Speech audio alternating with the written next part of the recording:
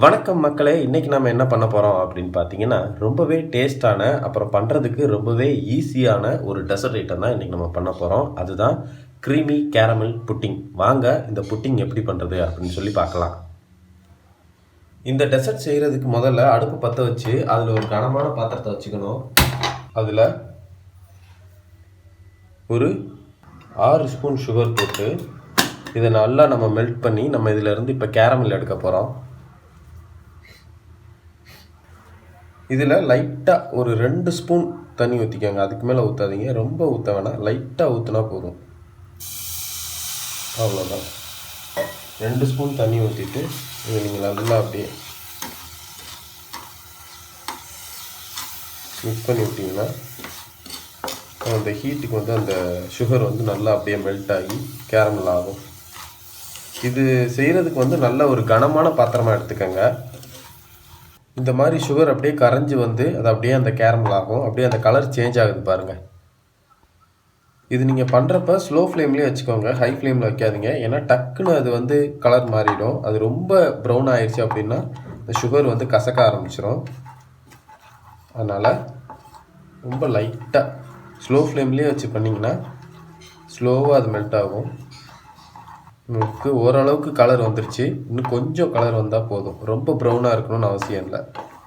அவ்வளோதான். இந்த ஸ்டேஜில் ஸ்டவ்வை ஆஃப் பண்ணிடலாம். ஆஃப் பண்ணிவிட்டு நான் இந்த டெசர்ட் செய்கிறதுக்காக 2 பவுல் எடுத்து வச்சுருக்கிறேன். இந்த பவுலில் வந்து நம்ம இந்த கேரமலை வந்து உடனே ஊற்றிடலாம். உடனே அது சூடாக இருக்கும் போதே ஊற்றிடணும். ரொம்ப சூடாக இருக்கும், பார்த்து ஹேண்டில் பண்ணுங்கள். இந்த மாதிரி அந்த பவுலில் ஊற்றிட்டு ஒரு துணி வச்சு அதை எடுத்து அப்படியே நல்லா அதில் அப்படியே ஃபுல்லாக சுற்றி அப்ளை பண்ணிக்கோங்க. சூடாக இருக்கும், வெறும் கையில் பண்ணாதீங்க. இந்த மாதிரி பண்ணிட்டீங்கன்னா இது மாதிரி அது செட் ஆகிடும். இதை அப்படியே ஓரமாக எடுத்து வச்சிடலாம். அதே மாதிரி இந்த பவுல்லையும் இப்போது அடுப்பில் ஒரு பாத்திரத்தை வச்சு அதில் ஒரு 250 ml பால் ஊற்றிக்கலாம். பால் ஊற்றிட்டு அடுப்பை பற்ற வச்சுக்கலாம். பால் வந்து ரொம்ப வந்து இதாகிடக்கூடாது, லைட்டாக சூடானா போதும். அதனால் லோ ஃப்ளேம்லேயே வச்சுக்கோங்க. இப்போ இங்கே ஒரு பாத்திரத்தை வச்சு அதில் 2 முட்டையை நம்ம அப்படியே உடச்சி ஊற்றிக்கலாம். 2 முட்டை ஊற்றிட்டு இதில் ஒரு 6 ஸ்பூன் சர்க்கரை, 6 ஸ்பூன், 6லேருந்து இல்லை ஒரு 7 ஸ்பூன் கூட போட்டுக்கலாம். 7 ஸ்பூன் சர்க்கரை போட்டு ஒரு விஸ்கை வச்சு இதை நல்லா நம்ம கலக்கி விட்டுருணும். சர்க்கரை கரையாமல் இருக்குதுன்னு நினைக்க வேண்டாம். நம்ம இதை அடுத்து வந்து குக் பண்ணும்போது அந்த சர்க்கரை வந்து நல்லா கரைஞ்சிரும். இதை நல்லா கலக்கி விட்டுட்டு 1 ஸ்பூன் வெண்ணிலா எசன்ஸ் அதில் சேர்த்துக்கலாம். சேர்த்துட்டு இதை நல்லா மிக்ஸ் பண்ணி விட்டுறணும். இப்போ இதை நல்லா மிக்ஸ் பண்ணியாச்சு. இப்போது நம்ம அந்த பாலை சுட வச்சுருந்தோம் இல்லையா, அது வந்து ஓரளவுக்கு நல்லா சுட்டுருச்சு. ரொம்ப ஃபுல்லாக சுடணும்னு அவசியம் இல்லை. இப்போ நம்ம கை வச்சு பார்த்தோன்னா சுடுது, லைட்டாக சூடு இருக்குது அப்படின்னா அந்த அளவுக்கு போதும். அந்த அளவுக்கு சுட வச்சா போதும். அதை அப்படியே எடுத்து இப்போ இந்த முட்டை கூட அப்படியே கொஞ்சம் கொஞ்சமாக ஊற்றி அதை நல்லா அப்படியே மிக்ஸ் பண்ணிடலாம். கொஞ்சம் கொஞ்சமாக ஊற்றி அதை மிக்ஸ் பண்ணணும். அவ்வளோதான், எல்லா பாலையும் சேர்த்தாச்சு. இப்போ இதை நல்லா மிக்ஸ் பண்ணிடலாம்.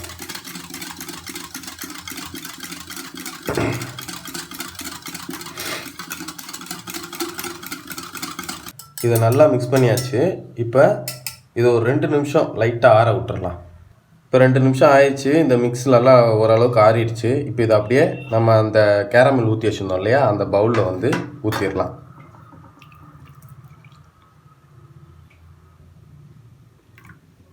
பவுல் ஃபுல்லாக ஊற்றாதீங்க எப்போவுமே. ஒரு முக்கால் அளவுக்கு மட்டும், முக்கால் அளவு பவுல் மட்டும் நீங்கள் ஊற்றுங்க. ஃபுல்லாக எப்போயுமே ஊற்றாதீங்க. இப்போது இங்கே நான் அலுமினியம் ஃபாயில் வச்சுருக்கிறேன். அதை வந்து இந்த பவுல் மேலே வச்சு அப்படியே நல்லா நம்ம கவர் பண்ணிடலாம். இப்போது இது 2ஐயும் நல்லா கவர் பண்ணியாச்சு. இதை அப்படியே ஓரமாக எடுத்து வச்சுட்டு அடுப்பில் ஒரு இட்லி பாத்திரத்தை வச்சு அடுப்பு பற்ற வச்சுக்கலாம். இப்போது தண்ணி நல்லா சூடாயிடுச்சு. இந்த டைமில் இது 2ஐயும் எடுத்து அப்படியே உள்ளே வச்சிடலாம். இட்லி பாத்திரத்தில் முடிஞ்சால் வைங்க, இல்லை அப்படின்னா ஒரு நல்ல கனமான பாத்திரத்தில் தண்ணி ஊற்றி அதில் ஒரு ஸ்டாண்ட் மாதிரி வச்சு அது மேலே இதை வச்சு கூட வைக்கலாம். வச்சு ஆனால் மூடி வைக்கணும். அந்த மாதிரி வைங்க. இந்த மாதிரி 2ஐயுமே அப்படியே வச்சுட்டேன். ஃபஸ்ட்டு இப்போ இதை அப்படியே மூடி வச்சிடலாம். லோ ஃப்ளேமில் ஒரு 20லேருந்து 25 நிமிஷம் இது அப்படியே நல்லா பாயில் ஆகணும். அது வரைக்கும் இதை டிஸ்டர்ப் பண்ணாமல் அப்படியே நம்ம விட்டுறலாம். இப்போ இங்கே நான் 2 ஸ்பூன் சுகரை போட்டு அதை மெல்ட் பண்ணி கேரமல் எடுத்து வச்சுருக்கிறேன். அது ஓரளவுக்கு லைட்டாக ஆறிடுச்சு. ரொம்ப ஆற விட்டுறக்கூடாது, அப்புறம் எரிக்கிறோம். ஓரளவுக்கு லைட்டாக ஆறினதும் 2 ஃபோர்க் அந்த மாதிரி எடுத்து இதில் நல்லா மிக்ஸ் பண்ணிட்டு நம்ம என்ன பண்ணணும், கீழே ஒரு பவுலை வச்சுட்டு இந்த மாதிரி நம்ம போடணும். இந்த மாதிரி பண்ணோம் அப்படின்னா பார்த்து பொறுமையாக பண்ணுங்கள், இல்லைன்னா காலில் கையில் பட்டுரும், சூடாக வேறு இருக்கும். அதனால் இந்த மாதிரி நம்ம ஃபோர்க் வச்சு பண்ணணும்.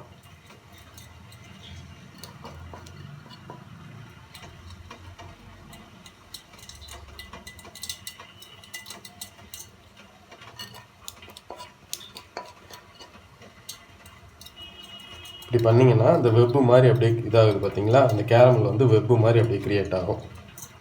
இதோ இந்த மாதிரி இப்படி வெப்பு மாதிரி வந்துடும் நம்ம பண்ணது. அதை அப்படியே நம்ம எடுத்து சின்னதாக ஒரு பால் மாதிரி ஊட்டி வச்சுக்கலாம்.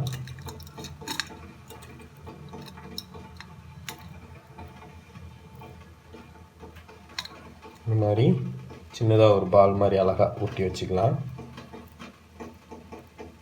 இப்போது 25 நிமிஷம் ஆயிடுச்சு. நம்ம ஃபுல்லாக லோ ஃப்ளேம்லேயே தான் வச்சுருந்தோம். 25 நிமிஷம் ஆயிடுச்சு. இப்போ நம்ம இதை வந்து ஸ்டவ்வை ஆஃப் பண்ணிவிட்டு நம்ம இதை ஓப்பன் பண்ணிடலாம். ஓப்பன் பண்ணிவிட்டு அதை வெளியே எடுத்துடலாம்.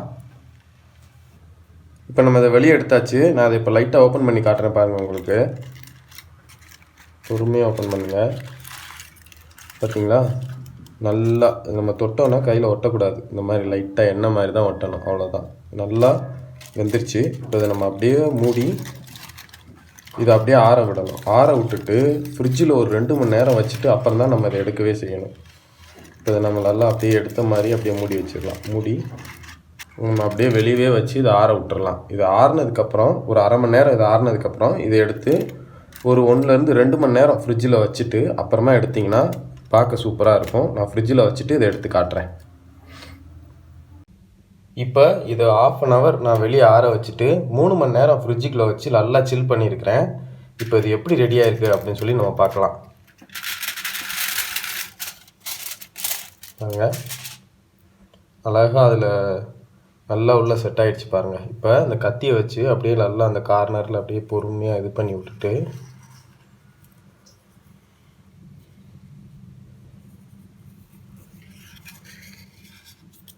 ஒரு பிளேட்டை வச்சு அதில் அப்படியே இதை கவுத்திக்கலாம்.